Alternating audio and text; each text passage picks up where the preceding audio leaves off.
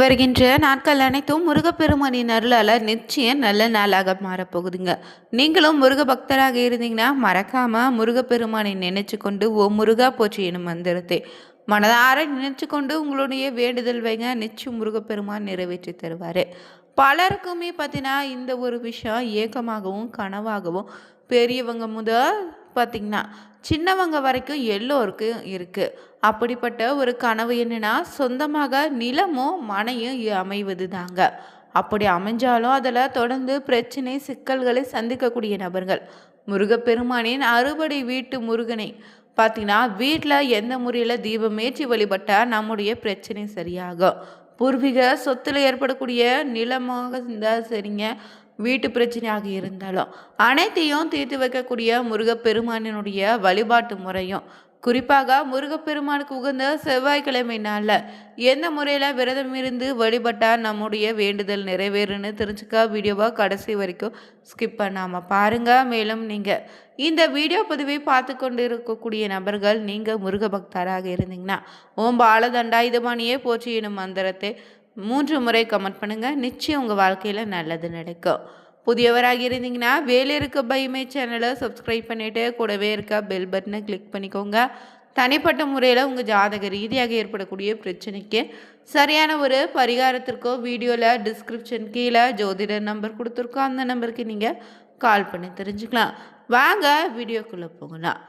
பொதுவாக எல்லோருக்குமே பார்த்தீங்கன்னா சொந்தமாக நிலம் வாங்குவது வீடு கட்டுவதுன்னு பலரின் கனவாக இருந்தாலும் பல்வேறு காரணத்தால் அது தாமதமாகலாம், இல்லை கிடைக்காம கூட போகலாம்.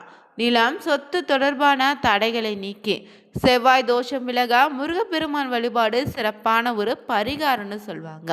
அந்த வழிபாட்டு முறையை தான் இந்த வீடியோவில் நம்ம பார்க்க போகிறோங்க. சொந்தமாக ஒரு நிலம் வாங்க வேண்டும், இல்லைன்னா வீடு கட்ட வேண்டும்னு ஒவ்வொருத்தருக்கும் வாழ்நாள் கனவாகவே இருக்குன்னு சொல்லலாம். ஆனால் பல நேரங்களில் நிலம் தொடர்பான சட்ட சிக்கல்களையும் பண தட்டுப்பாடு இல்லைன்னா செவ்வாய் தோஷன்னு போன்ற காரணங்களால் இந்த கனவு தள்ளி போய்கொண்டே உங்களுக்கு இருக்கா. இத்தகைய தடைகளை தகர்த்து எறியக்கூடிய வல்லமை வாய்ந்த ஒரு கடவுள்னா முருகப்பெருமான் தாங்க. முருகப்பெருமானே நிலத்திற்கு அதிபதியான செவ்வாய் கிரகத்தினுடைய அம்சமாக இருப்பதால் நிலமோ மனை சார்ந்த எந்த ஒரு பிரச்சனையாக இருந்தாலோ அறுபடை வீடுகளில் வீற்றிருக்கக்கூடிய முருகனை மனதார வேண்டிக் கொள்ளுங்க. உடனடியாக நிச்சயம் பலன் தரும். குறிப்பாக பார்த்தீங்கன்னா இந்த செவ்வாய்க்கிழமை நாளில் மேற்கொள்ளக்கூடிய சிறப்பு வழிபாடுகள் நிச்சயம் உங்கள் வாழ்க்கையில் பெரும் மாற்றத்தை நிச்சயம் ஏற்படுத்தி தருங்க. இந்த அறுபடை வீடுகள் என்பவே முருகப்பெருமான் 6 வெவ்வேறு நிலைகளை குறிக்கக்கூடிய 6 படை கோவில்களை தான் அறுபடைகளாக நம்ம வழிபடுறோம். திருப்பரங்குன்றம், திருச்செந்தூர், பழனி, சுவாமிமலை, திருத்தணி, பழமுதிர்ச்சோலைன்னு இந்த தலங்கள் ஒவ்வொன்றும் ஒரு தனித்துவ ஆற்றலையும் சிறப்பு கொண்டு இருக்குங்க. நிலம் தொடர்பான சிக்கல்களை தீர்க்கக்கூடிய ஆற்றல் பற்றினா திருத்தணியும் திருப்பரங்குன்ற தலங்களுக்கு அதிகம் இருக்குதுன்னு சொல்லுவாங்க. ஜோதிட ரீதியாக நீங்கள் பார்த்தீங்கன்னா செவ்வாய் பகவான் பூமிக்காரங்கன்னு அழைக்கிறோம்.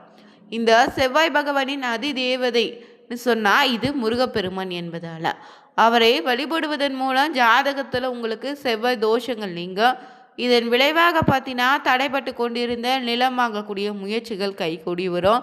பரம்பரை சொத்துக்களில் உள்ள விலங்குகள் தன்னாகவே விலக தொடங்கும். அது மட்டும் இல்லை, வீட்டிலேயே பார்த்தீங்கன்னா நீங்கள் முருகப்பெருமானை வழிபட்டு வந்தால் நிலம் தொடர்பான பலன்களை பெற சில எளிய வழிமுறைகளை நாங்கள் சொல்ல போகிறேன். கடைசி வரைக்கும் பாருங்கள். நீங்கள் முதல்ல இந்த ஒரு வழிபாட்டுக்கு செவ்வாய்க்கிழமை நாளில் அதிகாலை எழுந்து நீராடி வீட்டு பூஜையை தூய்மைப்படுத்திடுங்க. பிறகு முருகப்பெருமான் திருவுருவ படத்துக்கு செவ்வரளி மலர்களை சூட்டி அலங்கரிப்பது ரொம்ப நல்லது. பூஜையின் போது ஒரு பித்தளை இல்லைன்னா செப்பு விளக்கில் பார்த்தீங்கன்னா நல்லெண்ணெய் ஊற்றி தீபம் ஏற்றி வழிபடுங்க. முருகனுக்கு இந்த நாளில் உகந்த தினை மாவு இல்லைன்னா தேன் கலந்த கலவையை நெய்வேத்தியமாக படைத்து வழிபடலாம். பிறகு வழிபாட்டில் இறுதியாக கற்பூர ஆராத்தி காட்டி வெற்றிலை பாக்கு வச்சு மனமுருகி வேண்டிக்கோங்க. இந்த ஒரு வழிபாட்டை தொடர்ந்து உங்கள் வீட்டு பூஜைகளில் 6 வாரங்கள் செய்து வாங்க. நிச்சயம் நிலம் தொடர்பான பிரச்சனைகள் காணாமல் போகும். அது மட்டும் இல்லை, வழிபாட்டின் போது மன ஒருநிலைப்பட்டு மந்திரங்களை உச்சரித்து பலனை இரட்டிப்பாக நீங்கள் பெற்றுக்கலாம். முருகப்பெருமானின் மூல மந்திரமான ஓம் சரவணபவ எனும் மந்திரத்தை 108 முறை ஜபிக்க. மேலோ ஸ்ரீ கந்த நமக எனும் மந்திரத்தை 21 முறை சொல்லி வழிபடுங்க. இந்த மந்திர ஒலிகள் உங்கள் வீட்டில் நிச்சயம் பார்த்தீங்கன்னா நேர்மறை ஆற்றலை அதிகரிக்குங்க. குறிப்பாக முருகப்பெருமானை முறையாக நீங்கள் வழிபட தொடங்கினாலே நீண்ட நாட்களாக இழுபறியில் இருந்த நிலம் மற்றும் சொத்து வழக்குகளை உங்களுக்கு சாதகமாக முடியுங்க.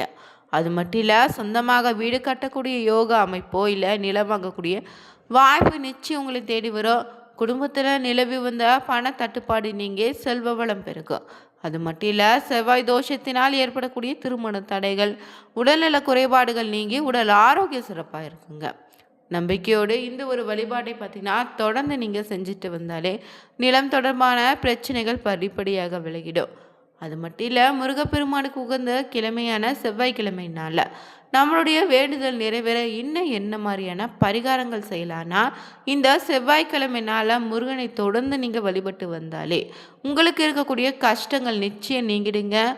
எனக்கு மட்டும் ஏன் தான் இவ்வளவு கஷ்டத்தை கொடுக்கிறா இறைவான்னு புலம்பக்கூடிய நபர்களுக்கு கூட இந்த ஒரு பரிகாரம் ரொம்ப சிறப்பான பலனை தரும். அதற்கு நீங்கள் செவ்வாய்க்கிழமை தோறும் முருகனுக்கு இது செய்ய துன்பமில்லாத வாழ்வு அமையின்னு சொல்லுவாங்க. அது எந்த வழிபாடு முறைன்னு பார்த்தீங்கன்னா, திருச்செந்தூர் முருகன் கோவில் மட்டும்தான் கடலோர பகுதியில் அமைந்திருக்கு. மற்ற படை வீடுகள் அனைத்துமே மலை மேலே தான் இருக்குது. அதனால் குன்றிலா முருகன் கோவில் அதிசக்தின்னு வாய்ந்ததுன்னு சொல்லுவாங்க. நீங்கள் ஒரு முறையாவது திருச்செந்தூர் சென்று வந்தாலே வந்த துன்பம் எல்லாம் நீங்கும். பக்தர்களுடைய நீங்காத நம்பிக்கையாக இருக்குது. ஒவ்வொரு செவ்வாய்க்கிழமை தோறும் இப்படி 11 ரூபாய் எடுத்து மஞ்சள் துணியில் முடித்து வச்சிடுங்க.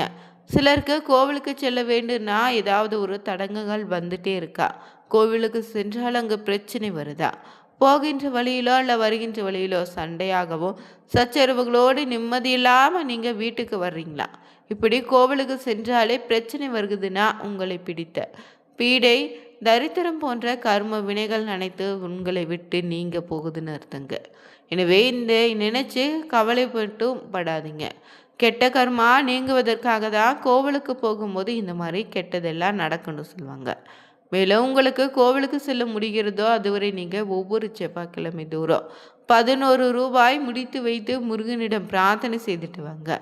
இந்த அறுபடை வீடுகளை ஒரு படை வீட்டுக்கு நீங்கள் செல்லும்போது விடிந்து வைத்து இந்த காணிக்கை கொண்டு செலுத்திடுங்க. அங்குள்ள உண்டியில் சமர்ப்பித்து விடுங்க. மலை கோவில்களை அமைந்துள்ள அறுபடை வீடுகளை காட்டிலும் அதிசக்தி வாய்ந்த இந்த கடலோர பகுதியில் அமைந்த திருச்செந்தூர் முருகப்பெருமான் தாங்க. திருச்செந்தூர் முருகனை மனதார நினைச்சு வழிபடுவங்களுக்கு கெட்டது நடக்க போதெல்லாம் இது போன்ற அறிகுறிகள் தென்படுன்னு சொல்லுவாங்க. உங்களுக்கு தென்பட்டுச்சுன்னா இந்த பார்த்திங்கன்னா இந்த மாதிரி செஞ்சு பாருங்கள்.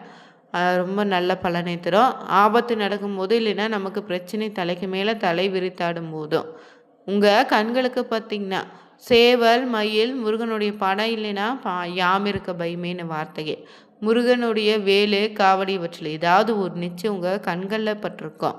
இப்படி ஏதாவது ஒரு விஷயம் உங்களுடைய கண்களுக்கு தென்பற்றி இருந்தால் மறக்காமல் நீங்கள் உங்களுடைய பதிவை கமெண்ட் பண்ணுங்கள்.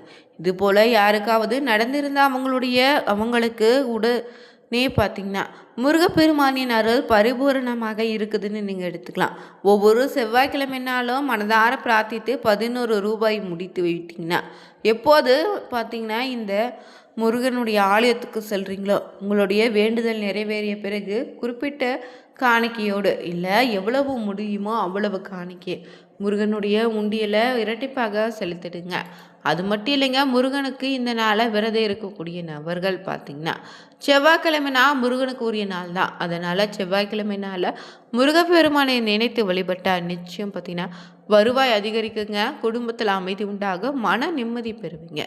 மேலும் முருகனுக்கு பிடித்த செந்நிற ஆடை அணிந்து வழிபடுவது இந்த நாளில் ரொம்ப நல்லது. அதே போல் செந்நிற நெய்வேத்தியமாக கனிகளை வைத்து தீபாராதனை செய்து வழிபடுங்க. நிச்சயம் உங்கள் வாழ்க்கையில் இருக்கக்கூடிய தங்க தடைகளை நீக்கி வாழ்க்கை சீராக மாறும்.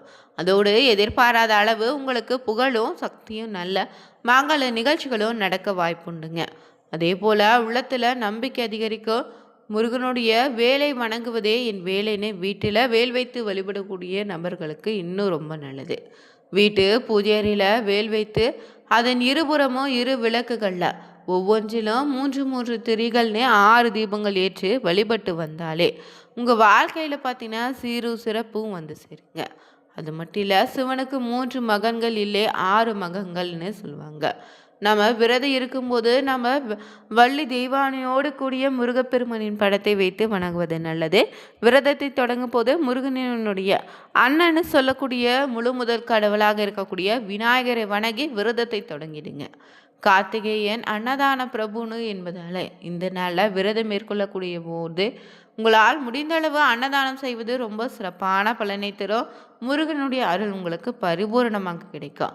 அது மட்டும் இல்லை, இந்த நாளில் பார்த்தீங்கன்னா முருகனுக்கு உகந்த நட்சத்திரமாக கார்த்திகை நட்சத்திரம், விசாக நட்சத்திரம் இணைந்து வரக்கூடிய நாளில் விரதம் இருந்து வழிபட்டால் முழு பலனும் உண்டுங்க. இந்த வீடியோ பதிவு பிடிச்சிருந்தா லைக் பண்ணுங்கள், ஷேர் பண்ணுங்கள், கமெண்ட் பண்ணுங்கள். மறக்காமல் சேனலை சப்ஸ்கிரைப் பண்ணிக்கோங்க. Thank you viewers.